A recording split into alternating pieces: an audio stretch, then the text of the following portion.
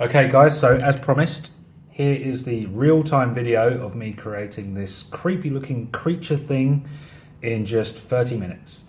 So to start off this piece, I purchased a photo pack from ArtStation. It basically contains some close-up images of like creepy insects and bugs and etc. Intended to use as visual reference. So what I did, started off, opened up a blank canvas in Photoshop and then imported all of those. Well, I took about 10 of them, 10 ones that I liked, and then imported them into Photoshop. An aircraft is flying over my apartment right now and it's super annoying when trying to record video. Right, it's gone now. So the next step, I turned all the images into black and white, so desaturated all of the images. That way, basically, if you're mashing together a bunch of photos all in color and you're trying to make one single image of it, it's just going to make things a lot more difficult when it comes to having a cohesive image. So turn it all into grayscale, it would be a lot easier. So yeah, I've got my Photoshop file and then all the grayscale insect references in there. So what I'm doing now, laying some paint onto the canvas. So I've got a big brush. I've made the size as big as it can go, and then I'm just painting. Excuse me. Painting some loose brush strokes onto the canvas. So basically, just making a mess. This is pretty much how you start most oil paintings. This way, you're kind of creating some chaos onto the canvas, and like I've said in so many of my videos, it's exactly like looking at clouds. You just want to make some abstract messes until you start to maybe see some sort of image forming on the canvas. So yeah. So as well as the brush strokes, I'm changing basically all in grayscale again. I'm changing the value, so I'm putting some dark brush strokes in there and then some light brush strokes. So one of the rules I like to stick by, as you can see on my canvas right now, what are we at? 2 minutes 30 on the video. So as a rule, I like to have dark on the bottom of the canvas and then dark on the top of the canvas and then have a streak of light coming through the middle. So that way you can kind of imagine there's a background, and then as I'm doing right now, you can start to paint a shape signifying the character or creature that's going to go in front of that light background. It's kind of something I've always done and it normally works every time. So you want your main figure backlit. So you don't want to paint dark on dark, otherwise your character is not going to stick out from the background. So what I'm doing now, using a smudge brush and a mixer brush in Photoshop. So what the smudge brush does, it kind of pushes around the paint that you've already applied onto the canvas. Same with the mixer brush. The difference being with the mixer brush, you can kind of mix in. So you can set the mixer brush to like a white, like a light value, and then push in a light value, kind of like if you was to scoop up some white paint and smudge it onto a wet black canvas. Gives that kind of effect. And the smudge will just, you're not applying any more paint, you're just pushing the paint that's already on the canvas around. So using the airbrush a lot, so the basic Photoshop airbrush is good for just creating some like atmospheric vibe to it. What else to say? So what am I doing now? Again, just chipping away at that shape. So, you know, I've got this main shape circling around up to the top. I think at this point I still am in the discovery phase. I literally have no idea what on earth this is going to be, but that's the fun of it. Like, you've just got to trust in the process, more or less. It's yeah, there's always a phase where you just think, am I even good at this? Is this even gonna turn into anything? And then, but that's the moment where you got to keep pushing forward and then just trust in your mind's eye trust in your mind's ability to just create. Basically, sounds simplistic, but it's true. Just keep on painting. Just keep on painting, and eventually something's going to show up. So at this point, I always do this. I start a painting, and then halfway through, I'm like, oh crap, I haven't even saved it yet. So many times I've been painting for half hour, 40, 30 minutes, whatever, and then it's crashed and I haven't saved it. Right, so waffling on. So right now, starting with some photo textures. So I've took my little lizard guy here, and then I've set that layer to soft light. That's very important. Set it to soft light. That makes the image transparent so you can still see your underpainting. And then what I do, I start to erase around the photo so it hasn't got that square photo look. And then right now I'm using the transform warp tool in Photoshop and just smudging it around, because you don't just want to lay the photo over the top. There's nothing creative about that. It's kind of dumb. Like, you've got to push it around, play with it, and then hopefully, basically, as Bob Ross always said, you've got to make those happy accidents. So you don't. I never, even though I used a photo of a lizard, I don't want the end result to be a lizard. So, yeah, just randomly putting in some more bugs and flies and crazy insects, and then again using the warp tool just to play around with the shape and just push it. Generally, I'm kind of pushing it towards the perspective in my head. So from looking at the shape I painted before, it's almost like you're looking up at something looming over you. So I'm making sure I'm pushing those shapes from the photos to kind of represent that same perspective look, if that makes any sense.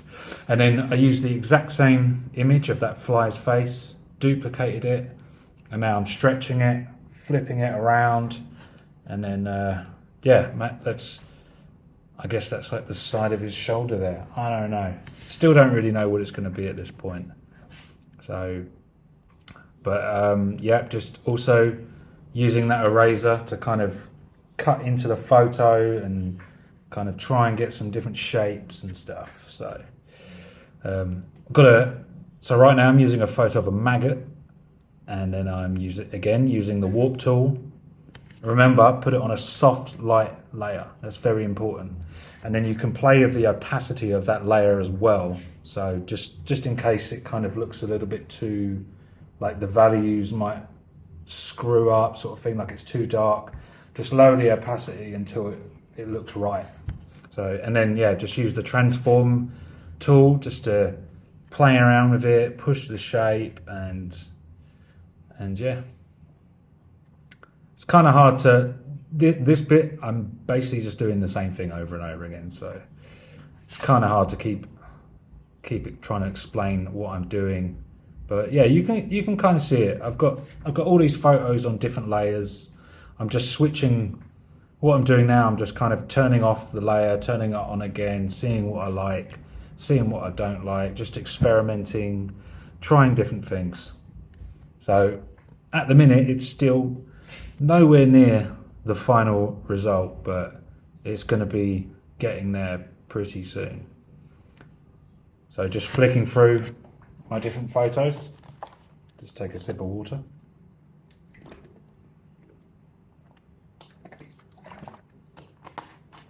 Right, so this one, I believe this one was when I started to get an idea going. So the body of this beetle kind of looked like the chest of this creature I'm designing. So I dropped that in there, and then starting to see something forming. So yeah, you can kind of see there's like a bit of a head. The head, I've basically just stuck the fly's head straight on there. So I actually do change that later on, but yeah. But also now I'm painting on top, like another layer on top. So I'm applying more paint just to try and like make sense of the anatomy. Again, using the smudge brushes, the mixer brushes, pushing it all around, playing with the shapes, playing with the forms until I'm happy with the result.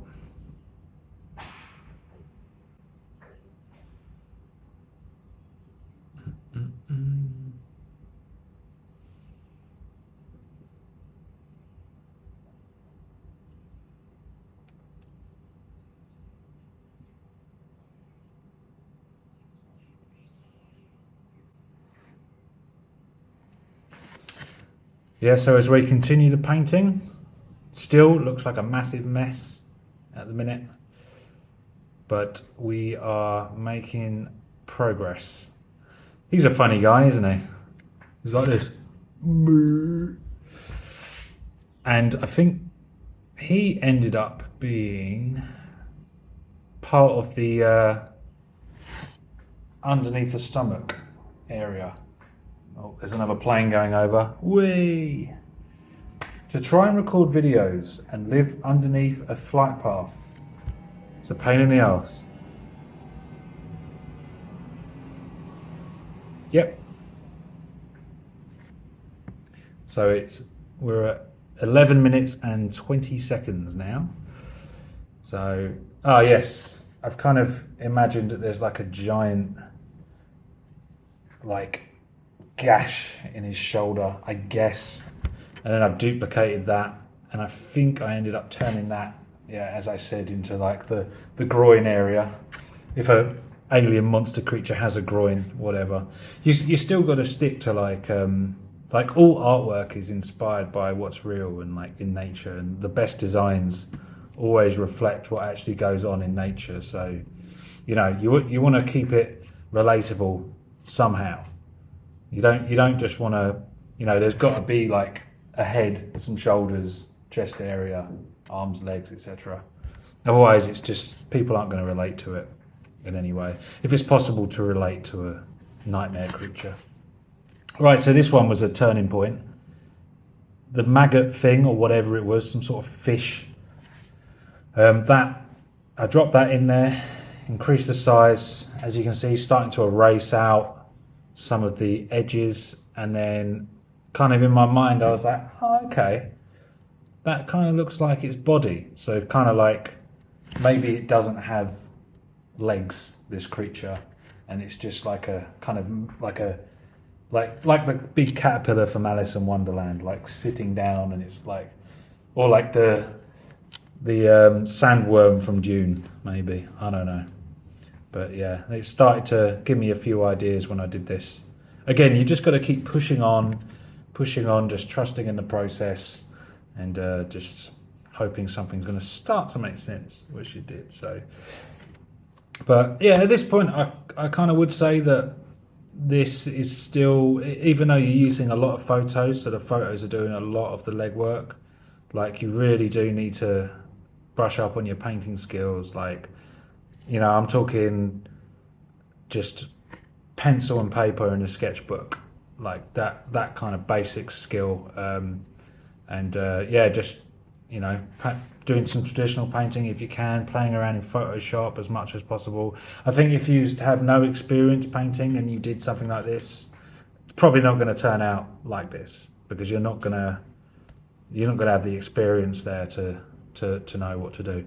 Right, so starting some more painting now. So painting some highlights around the edge. So I'm starting to define the shape of this creature a little bit more with some highlights. So that's going to give me a nice silhouette and start to make sense in my head, like what this guy is, what the main silhouette is, and all the rest of it. So that's where the painting skills come in again. Like same as from the start, like you need painting skills to kind of come up with these abstract shapes to start the painting, and then after you've laid down a bunch of photos, you then need to reapply those painting skills afterwards, just to kind of start to refine it.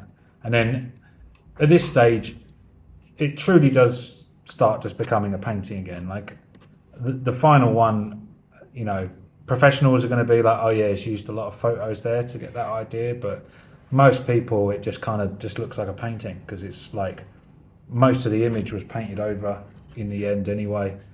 And another important thing, if you want your digital painting to look painterly and traditional, is make sure you use brushes with like a texture on them. There's a few in the standard Photoshop brushes that have like a texture applied, but you can go on ArtStation and download many brush packs from like what's his name, Greg Rakowski. He's got a great brush pack online with nice textures and stuff. So yeah, that's a good idea. I'm going to interrupt myself. So this was a turning point in the painting as well. So I dropped in this giant bloody scorpion, and then just accidentally, this is when it gets exciting for me.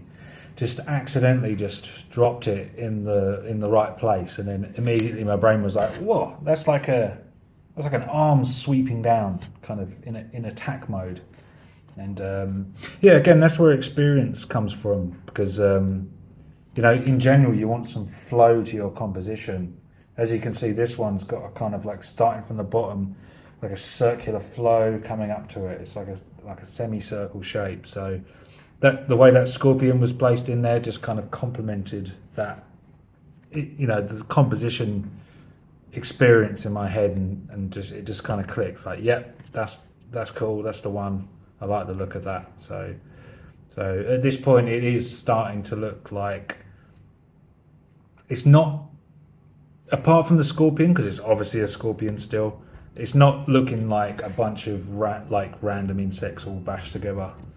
It's starting to look like something new. And there goes another aircraft. I'm going to keep this raw. I'm not going to cut any of this out.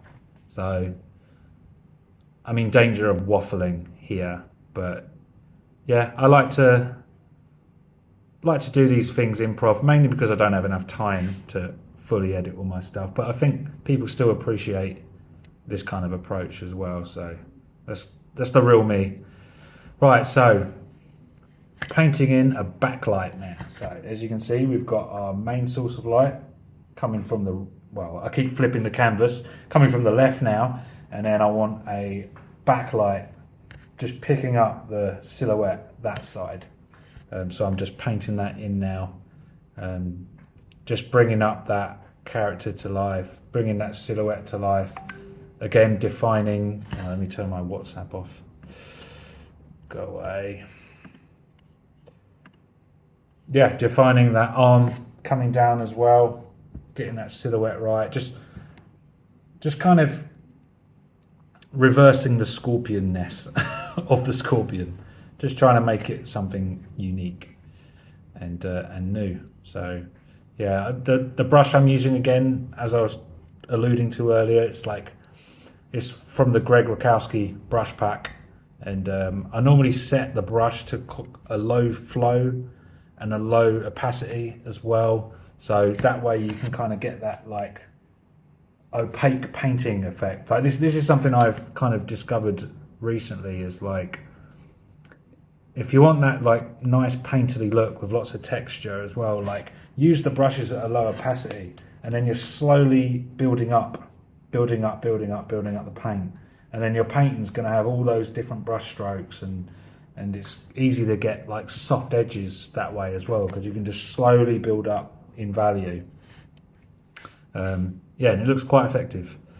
So just painting in maybe another arm that way, so the pose is kind of swinging around that way, and then you can just about see his other arm kind of bent around his back there. I thought that looked pretty cool. Just working on the background again, just basically more experimentation. Just playing with the values. I was trying to work out whether I wanted that sky dark or have it all light. Wasn't really sure yet. Again, just experimenting, changing things until. And I can't even explain until what. It's just until you go, oh yeah, that looks okay. I don't know how. I guess it's just for experience and like getting your personal taste, like what you like, what you dislike, like the images you consume. You just kind of get a taste of things, and something clicks in your head, and you go, yeah, that looks cool. But yeah, just more painting, just filling in that scorpion area, just trying to make sure it doesn't obviously look like it's just a picture of a scorpion. Applying more and more paint, getting that nice painterly look to it. And yeah, just so this bit I'm using mainly dark values, dark paint, and then basically just dividing all the different body segments into, as if like a toy is assembled. Like I'm just making sure like the anatomy makes sense. And yeah, there's like because it's like an insect. Like if it was a person, obviously all your joints are like joined by skin, but like because it's like a weird insect creature, I just wanted to define each kind of part of the anatomy. Again, that helps like have the image make more sense rather than just a bunch of photos bashed together. We're just defining all the different parts in the anatomy to make it more believable. Again, I'm doing what I just explained now. I'm doing the same, but with light values as well. So you see there the underneath of the chest piece. You're all painting in light basically. So I'm imagining there's like a light source from underneath as well, and it's reflecting like a bit of the chest. Is there another plane coming? I don't know. Why am I doing this? Yeah, so it's like reflecting different panels of the chest and stuff like that. So yeah, just painting away, painting away, painting away. Where are we at? 22. I've been waffling for 22 minutes. God damn it. So I think pretty soon I will be applying some colour. So that'll be nice for me because I can actually start explaining a few more things. Oh, there's a plane going over.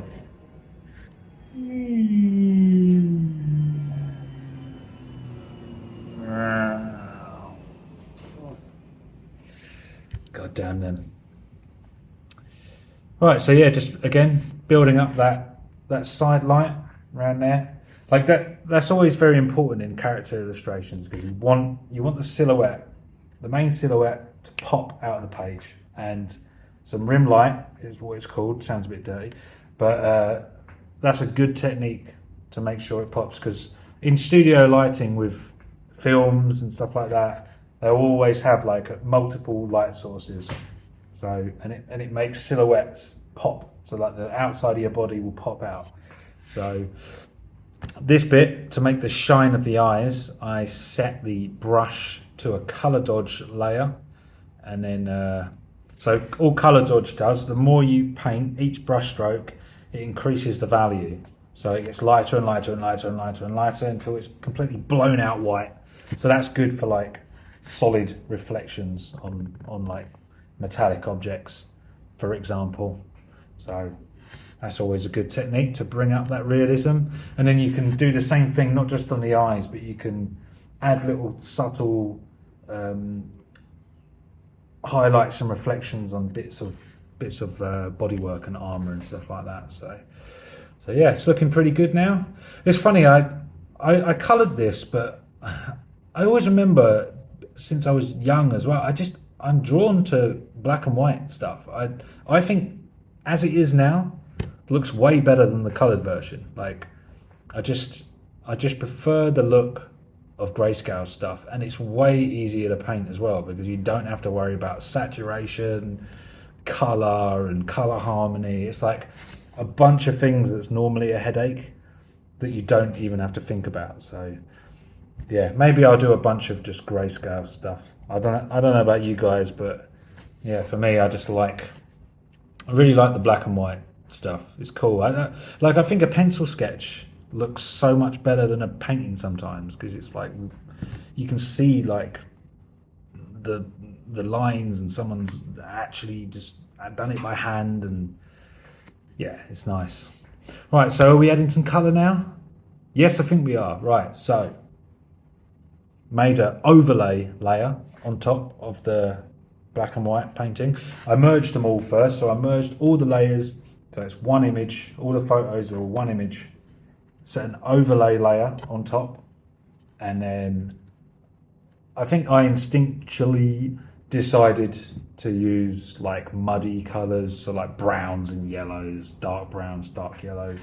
So all I did, just painting over the top. So it's an overlay layer, so you're overlaying paint on top, but you're keeping the grayscale painting underneath intact. So as you can see, if you look at my color selector there, I'm always changing. This is a good tip as well. I'm always changing color slightly as well, because like when you traditionally paint, the paints kind of blend in and mix in with one another.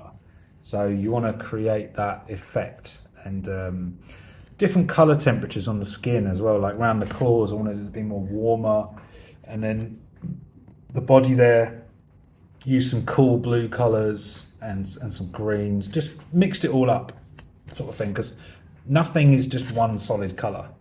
So if you want realism and a nice painterly look, then just as you're painting, just keep changing the hue and the color. What am I doing now? Just playing with the brightness and the contrast of the overall image. Sometimes I'll do, in the Photoshop, there's an auto contrast. Like sometimes I'll do that, and then sometimes it looks bad, sometimes it looks better, but it's just kind of a good thing to just get an idea going. Like auto contrast, oh, that looks better. If it doesn't, just leave it the way it is. Like really, for like most successful images, they'll have the whole range of the value spectrum from 10 to 1, like 10 being the brightest, 1 being the darkest. So you want it, like I've explained this in another video, like really like 10% of the painting is the darkest dark and the lightest light. The rest is like somewhere in the middle. So you don't want it too contrasty, sort of thing, if that makes any sense. Oh my god, my phone's just said my storage is low. I'm recording this on my phone. Hopefully it lasts. We've got 3 more minutes. Come on. Right, so I've merged those layers again. So the overlay layer is merged down, so it's now down to 1 layer again. And just painting over the top. So this is when it just becomes purely just painting on 1 layer, just defining different edges and softening some edges. So like creating a nice soft edge for like a smooth bit of shell, defining some hard edges, so like the edge of the shell, just painting. This is when, if you notice at the start of the painting, my brush was as big as it can go, big brush strokes. At this point, when the painting is almost finished, tiny little brush. So you go from big brush to small brush as the painting progresses. When you get to the detail phase, it doesn't even need to be explained. It's literally just the painting is done. You'll just refine it. You're just zooming in, refining all the little edges and stuff. Like the foundations, the bulk of it is done. You're just literally just pushing paint around, adding small little details. The detailing phase. For the purposes of this video, and most of my other paintings, I don't really zoom in at all. Like I stayed pretty much zoomed out for the entire painting. Because if you was to zoom into this one, it's not very detailed. It's an illusion of detail. For some reason, I decided to give him glowing red intestines. So that's always fun, isn't it? Good idea. So yeah, just used a really highly saturated red color and then just painted in almost like his rib cage is open and he's spewing out his guts. I don't even know where I get these ideas, but that's what I did. I think again using color dodge as well, color dodge mode on the brush.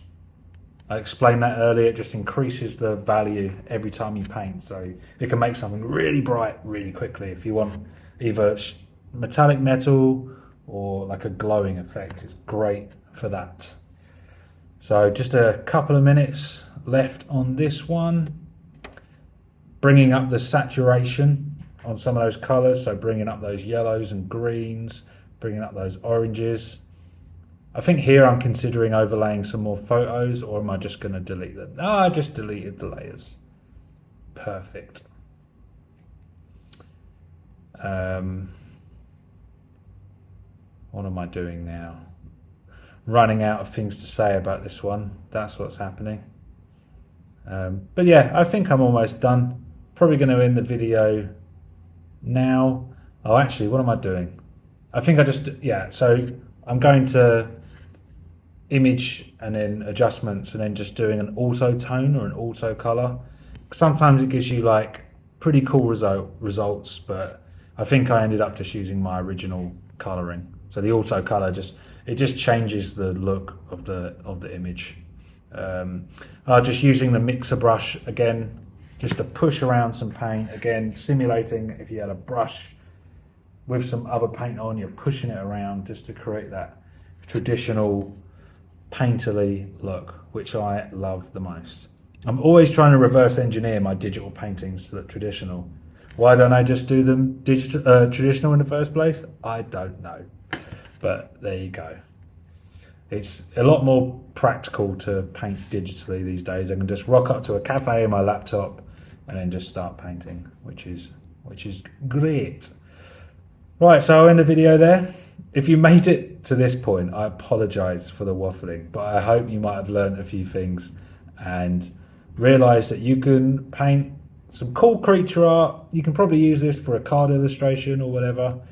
You can paint that in 30 minutes with enough practice. So if you was working for a client, you could produce 10 of them in a whole day, and the client's paying you for some designs, you're giving him 10, boom, done. So yeah, that's good. Anyway, see you in the next video. Peace.